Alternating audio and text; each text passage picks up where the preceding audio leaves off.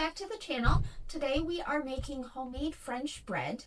So in my bowl here, I already have 2 cups of warm water, 2.5 teaspoons of sugar, or you can do a tablespoon and a half of sugar. And then I have 1 tablespoon of active dry yeast. So it's 1 tablespoon if you're using the jar, but if you're using the individual packets, it's just 1 packet. So to that, I'm going to add 2.5 teaspoons of salt. I'm just using sea salt. I'm just going to go ahead and sprinkle that in. And then this recipe calls for 5 to 6 cups of bread flour. So we're going to start with about 2. Go ahead and add that in.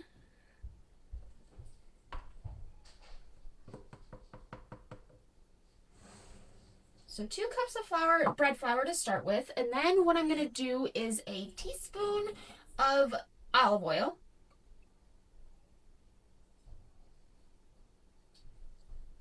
Go ahead and place this on my stand mixer and let this just slowly incorporate.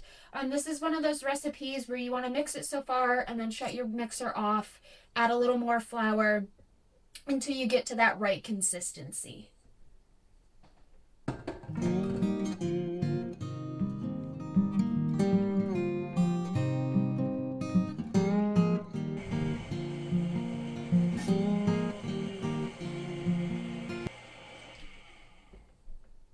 So what I'm going to do is I'm going to slowly just add in 1 cup of flour at a time to start with. And then as the dough starts getting thicker and thicker, I'll slowly reduce that down to like a half a cup or so. And that way, again, you don't have a flour mess everywhere. And it's just, I feel like that it incorporates the flour much easier that way.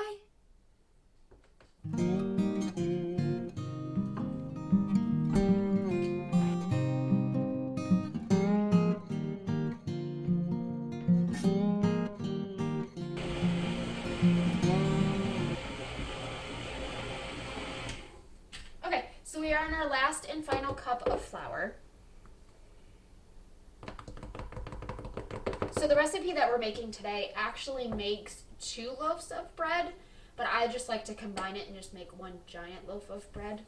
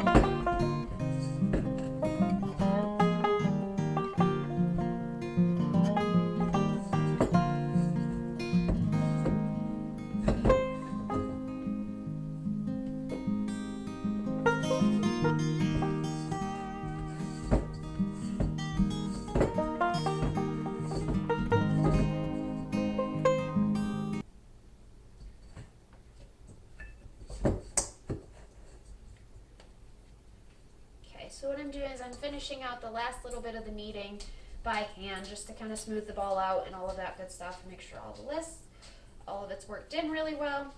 So this is what the dough is going to look like towards the end. It's kind of tacky, but nothing crazy. So what I'm going to do is I'm going to take some olive oil and I'm just going to run it around the bowl. I'm going to place our dough back into the bowl, and then this is going to sit in a warm, dry place for about an hour and a half until it doubles in size. And then we will go ahead and punch it down and shape it and go on to our next steps. Okay, so our dough has doubled in size. I've already went ahead and floured my counter. I'm going to go ahead and punch this down, and then we're going to go ahead and shape it. Like I said earlier, this recipe does make 2 loaves of French bread, but I typically just make 1 giant loaf of French bread. So you do have the option to split this dough in half and make 1 loaf, or you can just keep it, you can split it in half and make 2 loaves, or you can keep it just 1 giant loaf. So all I'm doing is just slowly flattening it out, kind of getting the air bubbles out of it, and just slowly working it into like a nice long loaf.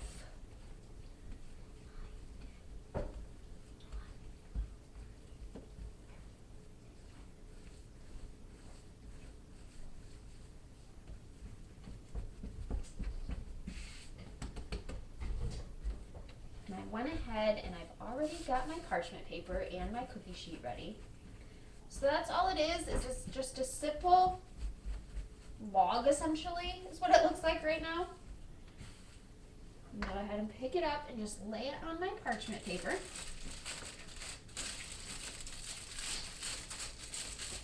Okay, so this is what your loaf is going to look like. I'm taking as a serrated knife and I'm just going to cut some lines diagonally down the loaf.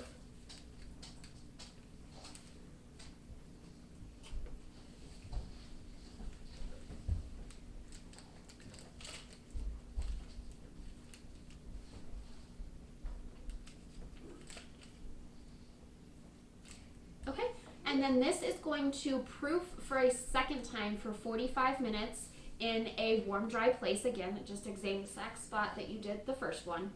And then we're going to preheat the oven to 400 degrees after that 45 minutes. And at this point, you can cover it or not cover it. That's totally up to you. I choose not to cover it. That way I don't have to worry about like anything getting stuck to it as it's proofing, and then I don't lose any of like the air or anything like that. This is what your loaf is going to look like once it comes out of the oven, nice and golden brown. So right before I went ahead and put this in the oven after it proofed a second time for 45 minutes, I did a simple egg wash over the top of it. But let's cut into this today and see how the inside looks.